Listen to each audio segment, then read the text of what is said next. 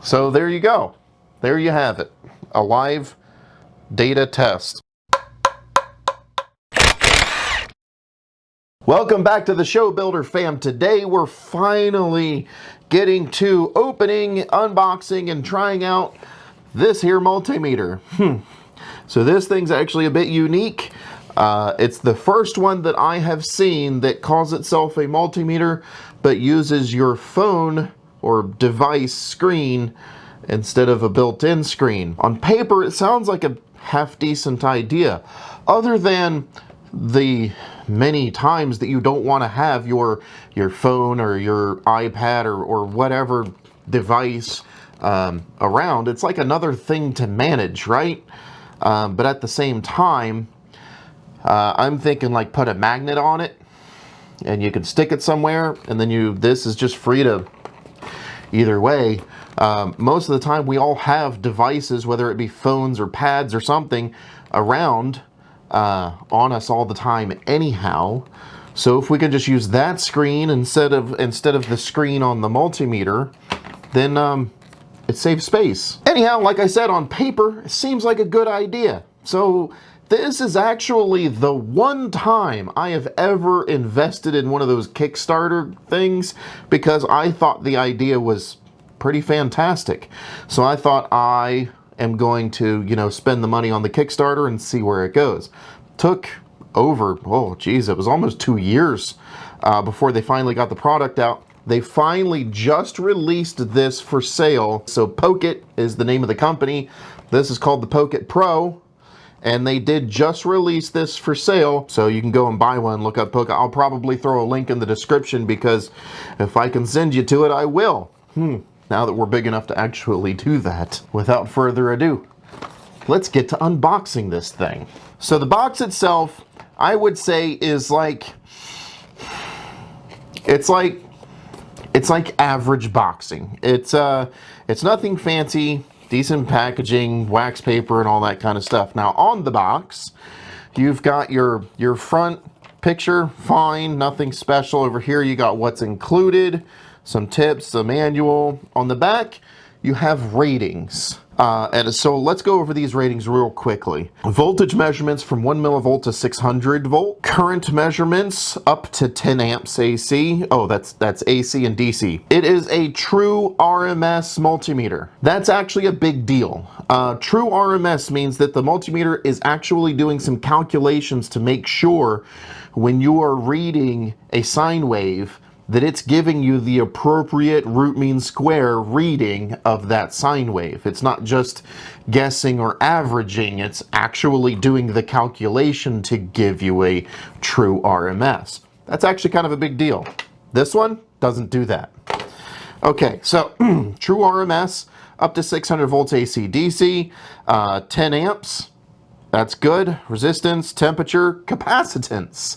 This will measure capacitors. Since everybody loves capacitors, 1 nanofarad up to 1000 microfarads, so 1 farad.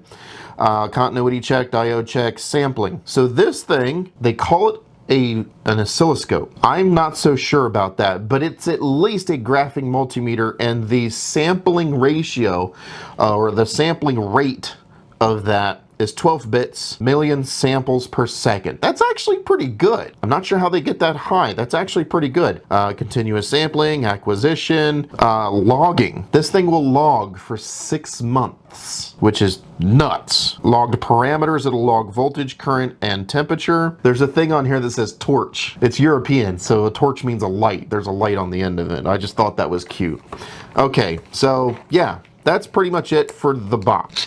Trying to stay in view of the camera here. Dun da da da.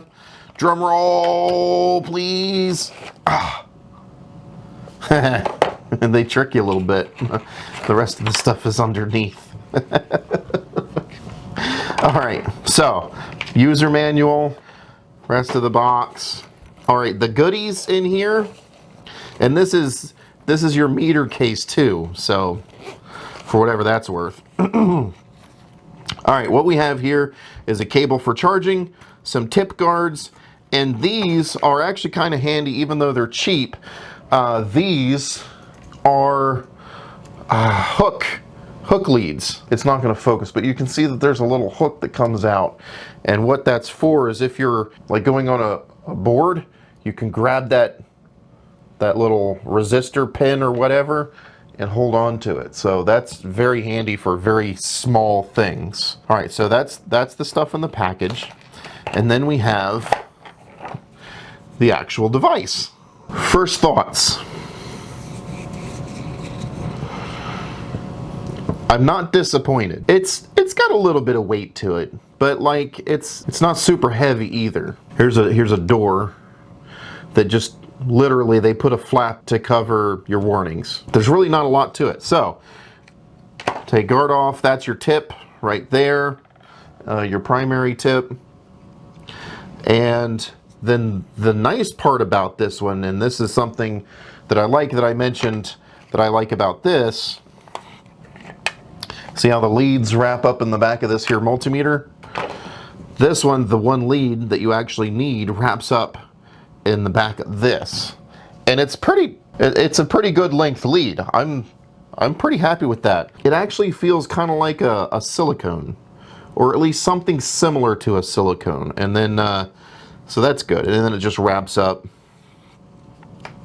right back there, and you stick it in, just like that.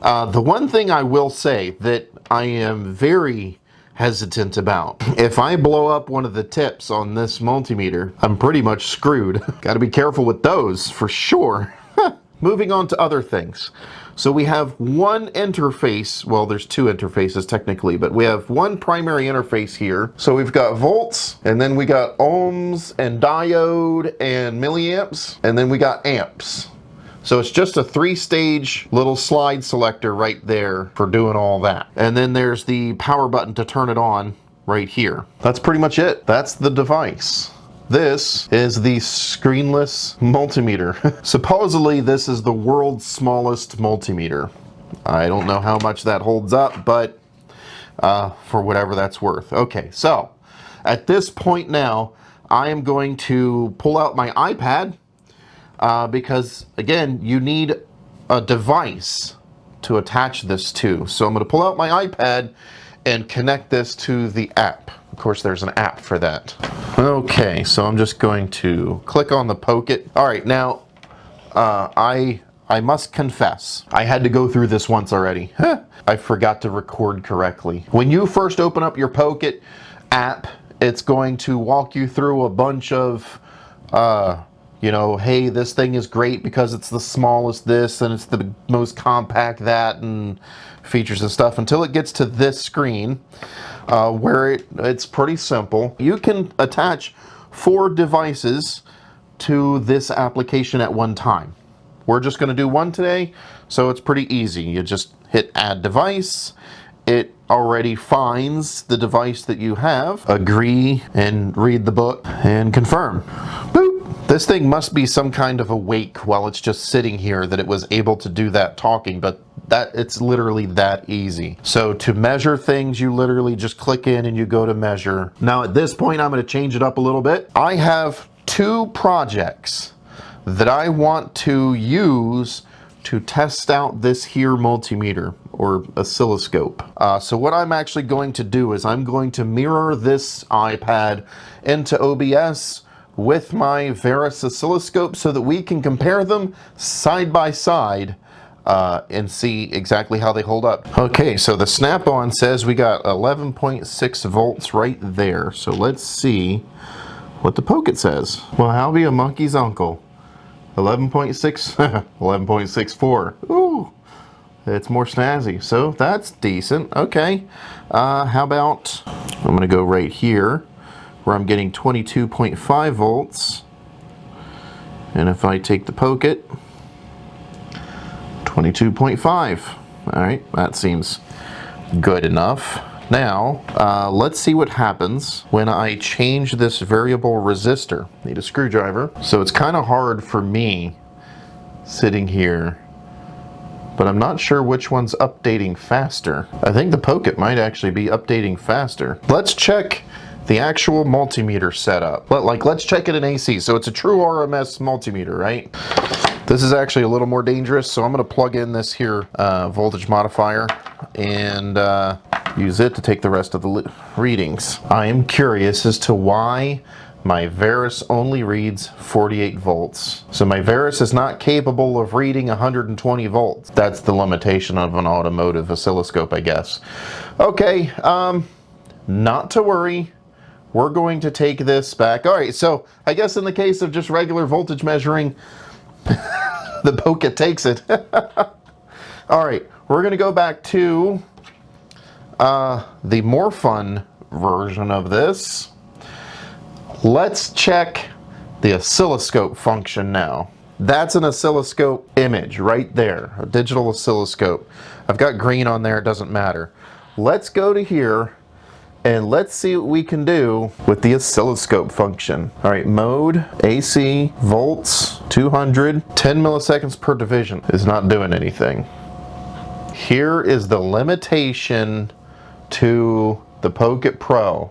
Whilst the Varus oscilloscope is giving me live data, the Pokit can only give me snapshots of the data. That is unfortunate. As far as the image actually goes, it's pretty close.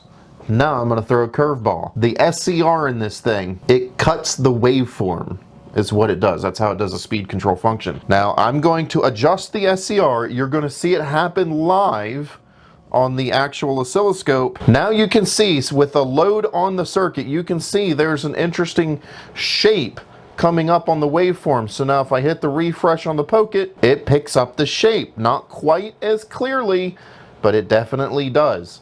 Now, let's add some even crazier controversy. This, by the way, is why SCRs suck for speed control. And let's see if the Pokit can pick that up. So there you go.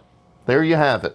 A live data test. Okay, so that wraps up my bench testing of the Pokit Pro multimeter. I would say if we're gonna give this thing stars, I'm gonna give it 3.5, maybe 4. I'll give it 4. 4 out of 5 stars. 2 shortcomings I can think about, actually 3, right off the bat. The tips are not replaceable. If you damage the tip, I don't know, I guess you gotta try and get a warranty or something from Pokit, because you're SOL at that point, and it ruins the meter. That's a big downside. The build quality is good. It's not the best. Maybe future versions they'll do better, because Lord knows they put enough into getting it out in the first place. So it's good, it's not the best. There are harsh lines and kind of rough edges to the thing. The multimeter function, the lack of live data for an oscilloscope is, well, frankly, it makes the oscilloscope almost useless. I would rather have less sampling and live data, honestly. That makes a pretty big difference to me. That's it. That's my review of the Pokit Pro. Now I'm going to take this thing out in the field and I'm going to use it for about a month. And then I'll post another video of how well this thing held up in the field. But thus far, I believe I can definitely recommend this as a decent pocket multimeter. I'm not sure if it's the best yet, but it's definitely decent. Make sure you hit that subscribe and bell icon so that you see the reviews when they come out and you can find out how well this thing holds up in the field. Because there, it will get greasy, it will get dirty, and we'll really find out how well these little pieces of plastic hold up in the field. I really appreciate all you guys. I appreciate the views. The growth of the channel and reaching the 1,000 subscribers was huge for me, a very big deal. And it absolutely doesn't happen unless, well, you guys are watching. So I very, very much, trust me, I appreciate every view and everything. Keep it up. Appreciate it. If you feel like sponsoring the channel or helping out in any way, feel free to visit my Patreon page, which is the Renaissance Builder on Patreon, and donate if you feel up to it. Everything is appreciated greatly. And again, thank you very much for watching, guys. So until next time, have a good night. Bye-bye.